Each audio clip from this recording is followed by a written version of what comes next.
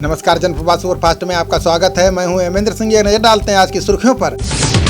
पनडुब्बी रोधी प्रणाली से लैस स्वदेशी INS कावारत्ती युद्धपोत आज भारतीय नौसेना में शामिल हो गया है। सेना प्रमुख MM नरवणे ने विशाखापट्टनम में INS कावारत्ती को नेवी को सौंप दिया।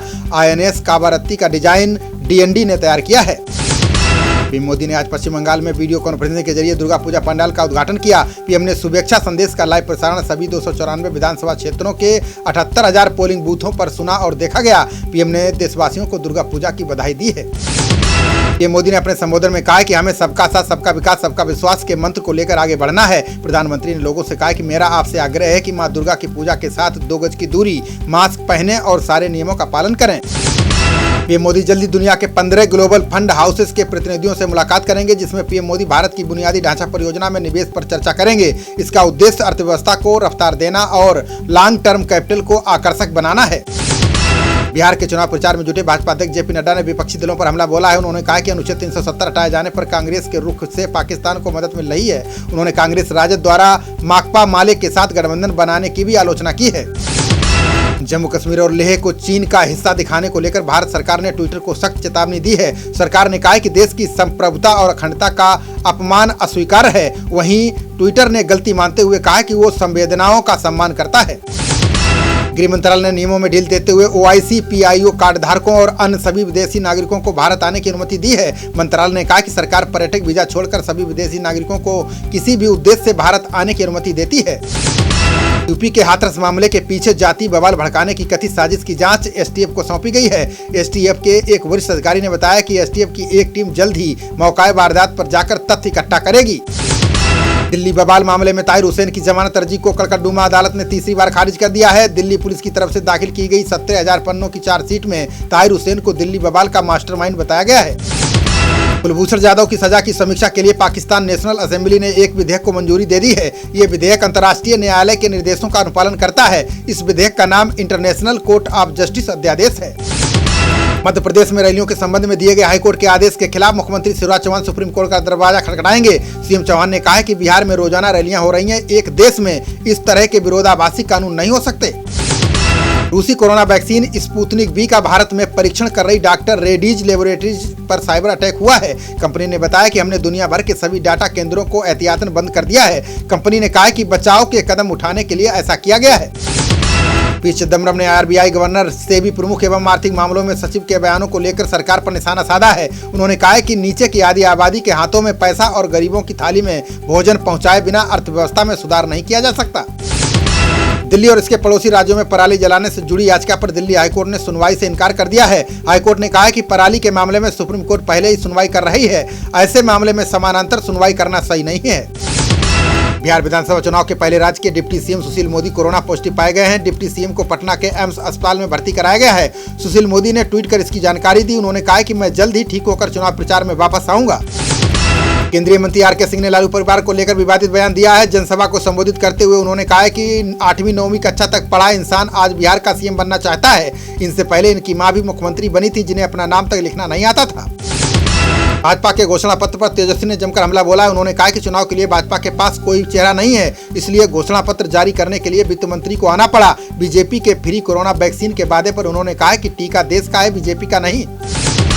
NDA से अलग होने के बाद लोजपा प्रमुख चिराग पासवान ने CM नीतीश पर हमले तेज कर दिए हैं। चिराग ने कहा कि सरकार बनने के बाद वे पिछले 5 सालों में नीतीश के शासन में हुए घोटालों की जांच करवाएंगे और दोषियों को जेल भेजेंगे। बिहार विधानसभा चुनाव को लेकर राजनीतिक दलों में आर पार की जंग जारी है। कांग्रेस की तरफ से नीतीश को फिसड्डी बाबू कहा गया है। दावा किया गया है कि तमगा खुद PM मोदी ने ही उन्हें दिया है। सुरजेवाला ने कहा है कि नीति आयोग की रिपोर्ट में भी बिहार सरकार फिसड्डी साबित हुई है। मध्य प्रदेश के मंत्री और भाजपा प्रत्याशी बिसाहू लाल सिंह का एक वीडियो वायरल हो रहा है, जिसमें वो कार्यकर्ता को रिवाल्वर दिखाकर गालियां दे रहे हैं। वीडियो को कांग्रेस ने ट्विटर पर शेयर किया। कांग्रेस ने कहा कि इसकी शिकायत चुनाव आयोग से करेंगे। यूपी में उपचुनाव को लेकर CM योगी ने नौगावा सादात सीट से भाजपा प्रत्याशी संगीता चौहान के समर्थन में रैली की। CM योगी ने कहा कि पहले गुंडे एक होकर जनता को लूटते थे, अब ऐसा नहीं है। हमारी सरकार गुंडे बदमाशों के खिलाफ सख्त कार्रवाई कर रही है।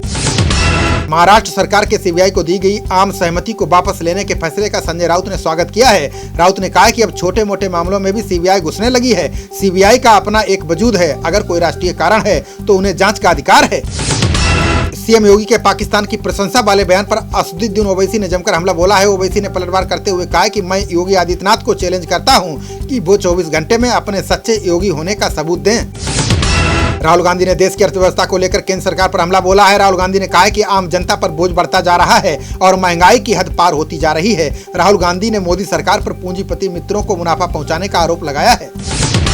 लद्दाख से भाजपा सांसद शेरिंग नामग्याल ने राहुल गांधी पर निशाना साधा है। उन्होंने कहा कि कांग्रेस को यहां चुनाव प्रचार के लिए राहुल गांधी को लेकर आना चाहिए था, जिससे राहुल गांधी के चुटकुलों पर हमारे लोग भी थोड़ा हंस लेते। सीएम योगी ने कहा कि हर साल कहर ढाने वाली बाढ़ की समस्या का स्थायी समाधान बेहद जरूरी है। इसको लेकर कार्य योजना तैयार होगी। सीएम योगी ने किसानों के खातों में 113 करोड़ रुपए भेजे। ये धनराशि किसानों को फसलों की क्षतिपूर्ति के बदले दी गई है। बसपा सुप्रीमो मायावती शुक्रवार से बिहार विधानसभा चुनाव के लिए प्रचार करेंगी। मायावती गठबंधन के उम्मीदवारों के पक्ष में वोट मांगेंगी। वे रोहतास और कैमूर जिलों में जनसभाओं को संबोधित करेंगी। बता दें कि इस गठबंधन में बसपा, रालोसपा और AIMIM और कुछ अन्य छोटे दल शामिल हैं। सीएम योगी ने भ्रष्टाचार के आरोप में बुलंदशहर के जिला कमांडेंट को नौकरी से बर्खास्त कर दिया है। कृपा शंकर पांडे ने फर्जी मास्टर रोल तैयार किया, जिसके तहत फर्जी होमगार्ड जवानों की ड्यूटी लगाकर भुगतान कराया गया। थाईलैंड सरकार ने आपातकाल लगाने के आदेश को वापस ले लिया है। देश भर में बढ़ रहे विरोध प्रदर्शन को देखते हुए सरकार ने एक कदम उठाया। आपातकाल खत्म करने का ये आदेश आज से लागू हो गया। प्रधानमंत्री प्रयुत ओचा ने लोगों से तनाव कम करने की अपील की है। देश भर में कोरोना महामारी के बाद वर्क टू होम का प्रचलन तेजी से बढ़ा है। साथ ही साइबर सुरक्षा से जुड़ी चुनौतियां काफी बढ़ गई हैं। इसके चलते भारत में अब साइबर सुरक्षा सर्वोच्च कॉर्पोरेट प्राथमिकता बन गई है। एक अध्ययन में ये जानकारी सामने आई है। सीबीआई को जांच से रोकने संबंधी आदेश पर महाराष्ट्र के गृह मंत्री ने सफाई पेश की है। अनिल देशमुख ने कहा है कि सीबीआई का राजनीतिक दुरुपयोग न हो, इसलिए ये कदम उठाया गया। मंत्री ने कहा कि सीबीआई को अब राज्य में काम करने के लिए महाराष्ट्र सरकार की अनुमति लेनी होगी। देश में अर्थव्यवस्था के पटरी पर लौटने के संकेत मिलने लगे हैं। सितंबर में भारत के निर्यात में 4% की बढ़ोतरी दर्ज की गई है। संयुक्त राष्ट्र की वैश्विक व्यापार पर जारी एक रिपोर्ट में यह जानकारी सामने आई है। रिपोर्ट में कहा गया कि निर्यात में 6.1% की वृद्धि हुई है। पंजाब कांग्रेस प्रभारी हरीश रावत ने बड़ा बयान दिया है। उन्होंने कहा कि अमरिंदर सिंह के बाद कौन मुख्यमंत्री बनेगा, इसका चुनाव खुद कैप्टन करेंगे। रावत ने कहा कि अगली पीढ़ी को तैयार रहना कैप्टन की जिम्मेदारी है। ये बातें रावत ने सिद्धू पर पूछे गए एक सवाल के जवाब में कही। पड़ोसी राज्यों से पराली जलाए जाने का असर दिल्ली NCR में दिखेगा। मौसम विभाग ने अनुमान जताया है कि शुक्रवार को हवा की गुणवत्ता बहुत खराब श्रेणी में पहुंच जाएगी। ऐसे में लोगों को सांस लेने में तकलीफ होगी। उत्तर प्रदेश कांग्रेस ने प्रत्येक जिला मुख्यालय पर धरना दिया। पार्टी ने आरोप लगाया कि धान खरीद में व्यापक अनियमितता और भ्रष्टाचार व्याप्त है। अजय कुमार लल्लू ने आरोप लगाया कि किसान अपने धान को बेचने के लिए दर दर भटकता है और सरकार आंख बंद किए बैठी है। भाजपा ने यूपी उपचुनावों की तैयारी तेज कर दी है। इसी क्रम में बीजेपी के राष्ट्रीय प्रवक्ता जफर इस्लाम ने पार्टी मुख्यालय पर चर्चा की। उन्होंने कहा कि भाजपा सरकार सबका साथ, सबका विकास और सबका विश्वास की नीति पर काम करती रहेगी। हर समाज के लोग भाजपा से जुड़े हैं। उत्तर प्रदेश में शिक्षकों को मनचाहे जिले में तबादले के इंतजार करना होगा। ऐसा इसलिए है कि बेसिक शिक्षा परिषद नवंबर में इसकी नई समय सारणी जारी करेगा। परिषद ने ये जानकारी इलाहाबाद हाईकोर्ट को दी है। बता दें कि अदालत ने सुनवाई करते हुए 15 अक्टूबर को इस मामले में निर्णय सुरक्षित रख लिया है। बेंगलुरु BMTC ने पहली इलेक्ट्रिक बस का परीक्षण किया। डिप्टी CM लक्ष्मण सावदी ने पहली बस यात्रा की। मुख्यमंत्री BS येदियुरप्पा ने बस का निरीक्षण किया। उन्होंने इलेक्ट्रिक बस चलाने को बेहतरीन और सराहनीय प्रयास बताया। उन्होंने कहा कि इससे पर्यावरण प्रदूषण कम होगा। दिल्ली सरकार ने अगले हफ्ते से सभी 70 विधानसभा क्षेत्रों में प्रदूषण निरोधक पहल शुरू करने का निर्णय लिया है। रेड लाइट ऑन, गाड़ी ऑफ अभियान को पूरे दिल्ली में शुरू किया जाएगा। ये जानकारी पर्यावरण मंत्री गोपाल राय ने दी है। दिल्ली पुलिस ने लोगों से अपील की है कि धरना प्रदर्शन न करें। पुलिस ने कहा है कि इस समय निषेधाज्ञा लागू है। पुलिस ने आदेशों का उल्लंघन करने वालों के खिलाफ कार्रवाई की चेतावनी जारी की है। यह नियम राजनीतिक, सामाजिक और धार्मिक संस्थाओं पर भी लागू होगा। भाजपा सांसद शंकर लालवानी ने कमलनाथ को लेकर एक दावा किया है। उन्होंने कहा कि कमलनाथ फिल्म अभिनेत्री जैकलीन फर्नांडीज से मिले थे। इस दौरान जैकलीन ने पूर्व मुख्यमंत्री कमलनाथ को कमरनाथ कहकर संबोधित किया था। लालवानी ने कमलनाथ की पुरानी तस्वीरें साझा करते हुए यह दावा किया है। कांग्रेस प्रवक्ता पवन खेड़ा ने भाजपा के घोषणा पत्र को झूठ का संकल्प बताया है। उन्होंने कहा है कि नीतीश की सरकार में बिहार पिछड़ेपन का शिकार हुआ है। नीतीश ने बिहार को गर्त में पहुंचा दिया। उन्होंने आरोप लगाया कि सुशासन के नाम पर बिहार को बदहाली दी गई है। श्रीनगर में पिछले 70 सालों के दौरान पहली बार अजब नजारा दिखा। सड़कों के किनारे 22 अक्टूबर को काला दिवस यानी ब्लैक डे लिखे होर्डिंग नजर आए। ये अलगाववादियों के मुंह पर करारा तमाचा है। इसे 73 वर्ष पहले 22 अक्टूबर 1947 को हुए कबीलों पर हमले के विरोध से जोड़कर देखा जा रहा है। जम्मू कश्मीर जिला विकास परिषद की 14 सीटों में 1/3 सीटें महिलाओं के लिए आरक्षित होंगी। इससे पंचायतों के बाद जिला परिषद में महिलाओं की नुमाइंदगी सुनिश्चित होगी। ये महिला सशक्तिकरण की दिशा में एक बड़ा कदम साबित होगा। लखनऊ से अन्य जिलों के लिए 1 नवंबर से नॉन स्टॉप बसें शुरू की जाएंगी। इससे रोजाना काम के सिलसिले में 50 से लेकर 150 किलोमीटर तक सफर करने वालों को राहत मिलेगी। परिवहन अधिकारियों ने बताया कि नॉन स्टॉप बसों के लिए लखनऊ से 8 रूट चिन्हित किए गए हैं। इंदिरा गांधी अंतर्राष्ट्रीय एयरपोर्ट ने एक बार फिर कीर्तिमान स्थापित किया। कोरोना दौर में विमानों के बेहतर संचालन और सावधानी पूर्वक यात्रा करने में दिल्ली एयरपोर्ट ने विश्व में दूसरा स्थान हासिल किया है। पहले स्थान पर सिंगापुर का चांगी हवाई अड्डा है। नवरात्रि की शुरुआत होने के साथ ही बाजारों में आर्थिक गतिविधि रफ्तार पकड़ने लगी है। कोरोना महामारी के कारण घरों में बैठे कामगार वापस लौटने लगे हैं। मजदूर अब गृह जनपदों से दिल्ली एनसीआर का रुख करने लगे हैं। इससे अर्थव्यवस्था के अच्छे होने के संकेत मिलने लगे हैं। हिमाचल में स्कूल खोलने को लेकर 27 अक्टूबर को फैसला होगा। मुख्यमंत्री जयराम ठाकुर की अध्यक्षता में मंत्रिमंडल की बैठक होगी। शिक्षा विभाग ने कई विकल्पों सहित प्रस्ताव भेजा है। अभिभावकों के सुझाव और स्कूलों से भेजे गए माइक्रो प्लान के आधार पर सरकार फैसला करेगी।